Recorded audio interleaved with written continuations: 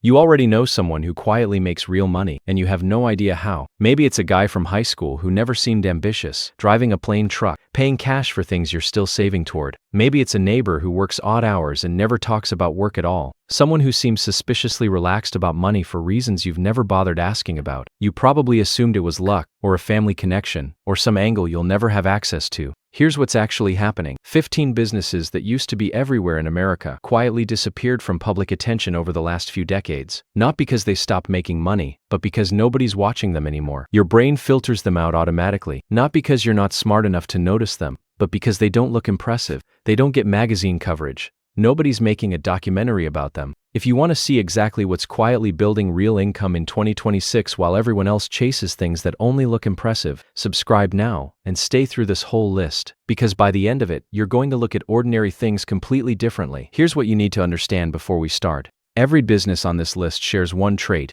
They're forgotten, not failed. They faded out of cultural relevance because something cheaper or more convenient replaced them on the surface. But the underlying need, the actual problem the business solves, never actually went away. That gap between what people assume is obsolete and what customers still genuinely need is exactly where the money's been sitting this whole time, quietly, while everyone stopped looking. Here are all 15. Pay close attention to the numbers.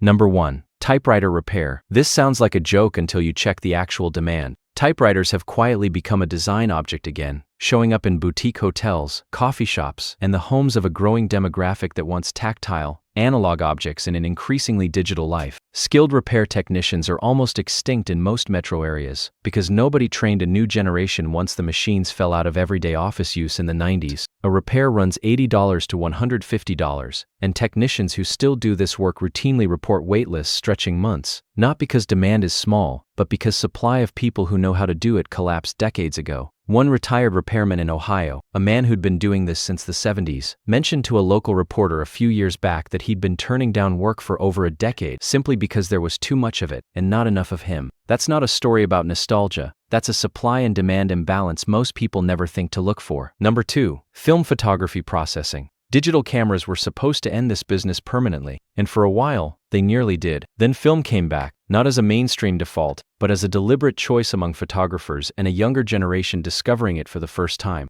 Drawn to the grain, the imperfection, the physicality of something that isn't infinitely reproducible with a tap. Labs that survive the digital transition, often by shrinking down to a single location and a loyal customer base, are now seeing demand climb again with almost zero new competition because nobody built new labs during the 2 decades everyone assumed film was permanently dead. A small operation processing 50 rolls a week at $12 to $18 per roll generates consistent, recurring revenue from a market that essentially has no new entrants, and the barrier to entry, the specialized chemical processing knowledge, is exactly narrow enough to keep it that way. Number 3. Shoe and boot repair. Cobblers used to be on every main street in America. Most towns now have zero, replaced by a culture of disposable footwear people throw away instead of fix. But quality boots costing $200 to $500 new are increasingly something people want repaired, both for cost and a growing appetite for sustainability that's reshaping consumer behavior across multiple categories. A skilled cobbler charges $40 to $90 per resole, with customers who return every 12 to 18 months for the entire life of a pair of boots, sometimes for decades, building the kind of loyal, recurring customer base most businesses spend years chasing through marketing.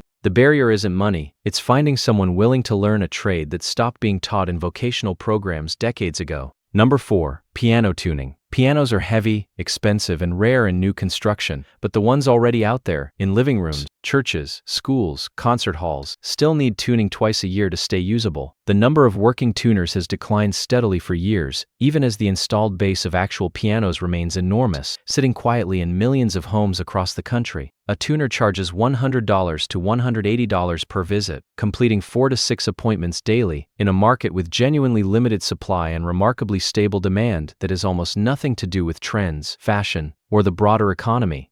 Number 5. Locksmithing for older mechanical systems. Modern locksmiths increasingly specialize in smart locks and digital access, leaving a growing service gap for the older mechanical lock systems still installed in millions of homes and commercial buildings built before 2000. Specialists who maintained expertise in traditional pin tumbler systems field calls, newer locksmiths simply can't handle, often at a premium, because the skill has become scarce exactly as the installed base of old locks stays massive, a mismatch that widens every year as fewer people learn the older systems while millions of buildings still depend entirely on them. Before we keep going, notice something. Every business so far requires learning a specific narrow skill almost nobody else bothers learning. That's not a coincidence, and it's about to keep showing up for the rest of this list, in businesses that look nothing alike on the surface but share the exact same underlying mechanism. Number 6. Hand-painted signage. Vinyl printing and digital displays largely replaced hand-painted signs decades ago, but a specific segment of the market, boutique businesses, historic district storefronts, brands deliberately chasing an artisanal look, has quietly revived demand for genuine hand-lettered signage. A skilled sign painter charges $800 to $3,000 per project, competing against almost nobody, because the trade essentially stopped being taught the moment digital printing became affordable in the 90s,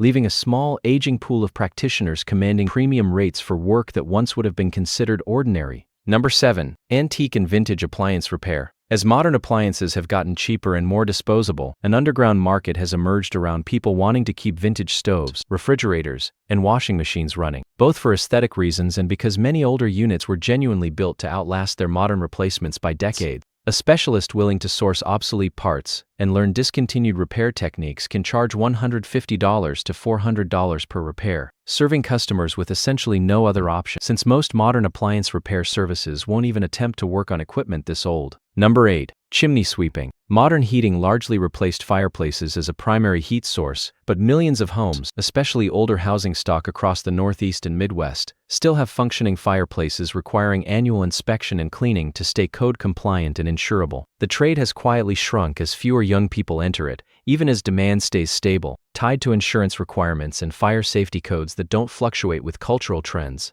A sweep charges $150 to $300 per visit, often booking months out during peak season, in a market that never disappeared, just became invisible to anyone not already inside the industry. Number 9. Well and septic system servicing. As rural populations have shifted and municipal water infrastructure expanded in some regions, an entire generation of well and septic technicians has retired without adequate replacement, leaving genuine service gaps across many rural counties nationwide. Property owners on well and septic systems, and there are millions of them across the country, often have essentially no alternative provider when something failed, creating real pricing power for anyone willing to learn the trade, frequently earning $80 to $150 an hour for emergency calls in areas with limited competition, sometimes driving significant distances simply because they're the only qualified technician within reach. Number 10. Reel-to-reel and analog audio restoration. Music production has moved almost entirely digital, but a specific niche of audio engineers, musicians, and collectors actively seeks out analog restoration services, both for the distinct warmth of analog sound and to digitize decades-old recordings before the physical media degrades permanently, sometimes preserving family histories, archival recordings, or unreleased music that would otherwise be lost forever. Specialists in this narrow space charge $200 to $500 per project, working with a client base that has essentially no other options because the equipment and expertise required largely disappeared from most markets decades ago, alongside the analog format itself. Here's what you should be noticing by now. None of these businesses require major startup capital in the way people assume. Most require time spent learning something narrow and unfashionable, precisely because the broader market already decided it didn't matter anymore. That collective decision is the entire opportunity, and it's still sitting there, mostly untouched, for anyone willing to look past the surface embarrassment of choosing something unglamorous.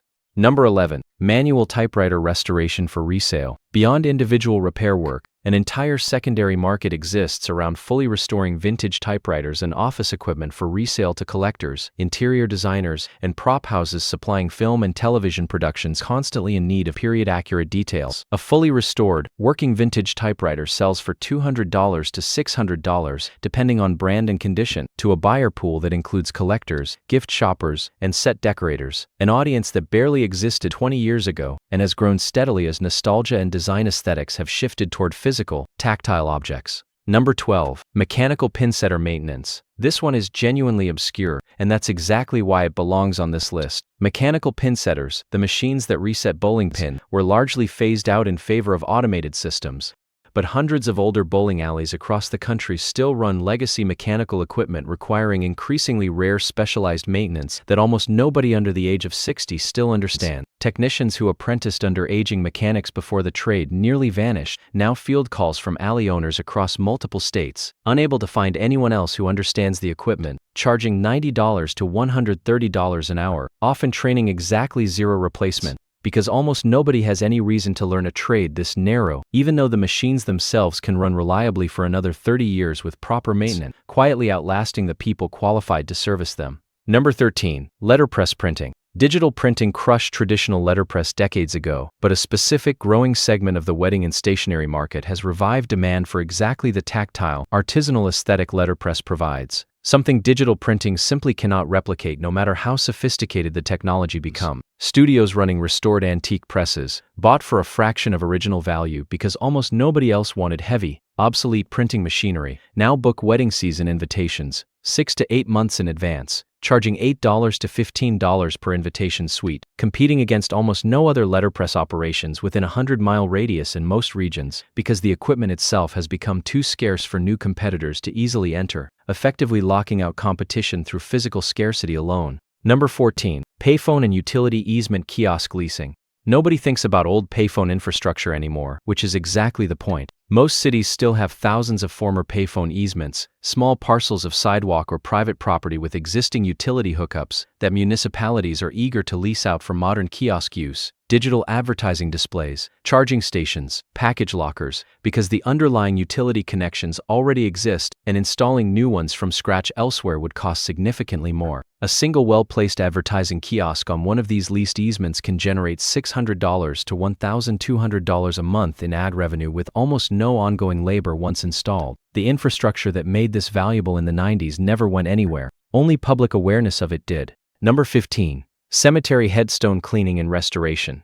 Granite and marble headstones develop biological growth over time. Algae, lichen, moss that obscures inscriptions and permanently damages stone if left untreated for years. Restoration uses a soft washing technique with specialized cleaners that don't harm the surface, a process most people have never heard of simply because almost nobody thinks about headstone maintenance until they're standing in front of one that needs it. A single cleaning takes 30 to 90 minutes and pays $75 to $300. Startup equipment costs under $1,000. Individual families hire cleaners for personal memorials, while cemeteries themselves hire contractors to restore entire sections at once, with a single cemetery contract worth $5,000 to $20,000. Search this service in most mid-sized American cities right now, and you'll find 0 to 2 providers total. In many areas, you'd be the only option, because most people simply won't work in a cemetery, which makes this one of the most undisturbed opportunities on this entire list, protected almost entirely by discomfort rather than difficulty. Here's what all 15 of these businesses share underneath the surface. A trade or business category falls out of mainstream cultural relevance, usually because something cheaper or more convenient replaces it. Digital printing over letterpress, disposable shoes over repairable ones,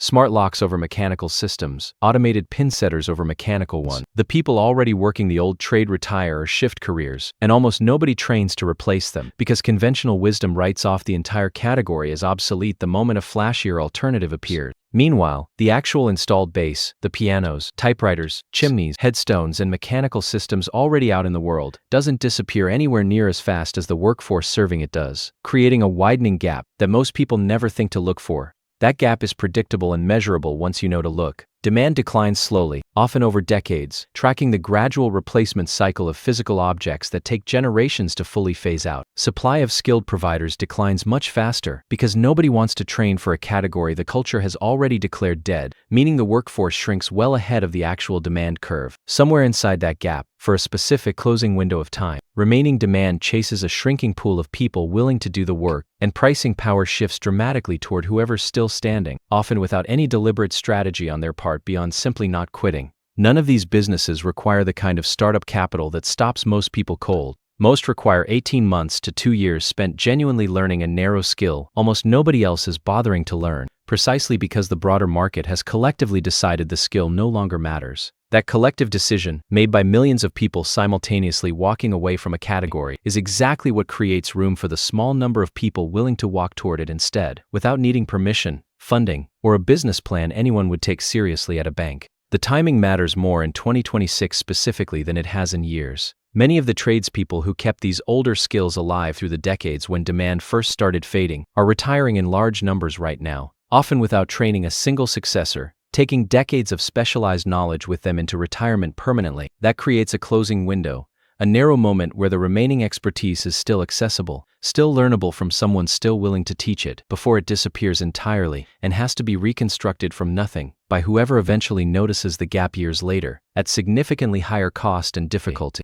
At the same time, a broad generational appetite for authenticity, tactile experience, and repair over disposal has been building steadily across multiple consumer categories, showing up in everything from the resurgence of vinyl records to the growing market for vintage mechanical watches to the rise of repair cafes in major cities. Every business on this list sits directly in the path of that cultural shift, positioned to benefit from a demand curve most people haven't noticed is already climbing. If you're looking at this list wondering where to actually start, the honest answer isn't picking whichever business has the highest theoretical revenue on paper. It's finding the retiring practitioner nearest you, the aging cobbler, the piano tuner one bad knee away from stopping, the locksmith who still understands mechanical pin tumblers, and having a direct, slightly uncomfortable conversation about learning what they know before it disappears for good. Most of these trades have no formal training pipeline left at all, no community college course, no certification program, which means the fastest way in is a straightforward apprenticeship, offering genuine help around someone's shop in exchange for teaching you the actual trade. An arrangement that would have sounded old-fashioned a generation ago and now functions as one of the only remaining paths into these industries at all. That discomfort,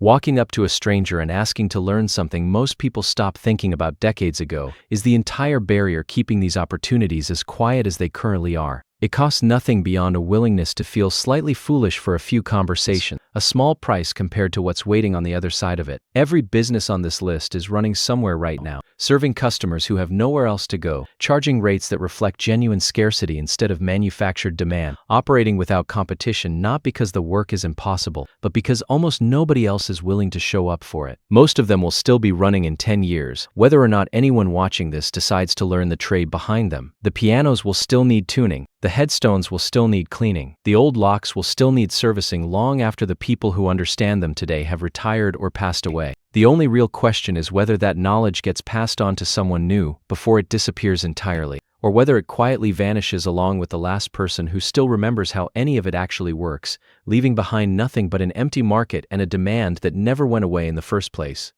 Drop a comment below telling me which business on this list you'd actually consider learning. I read every single one,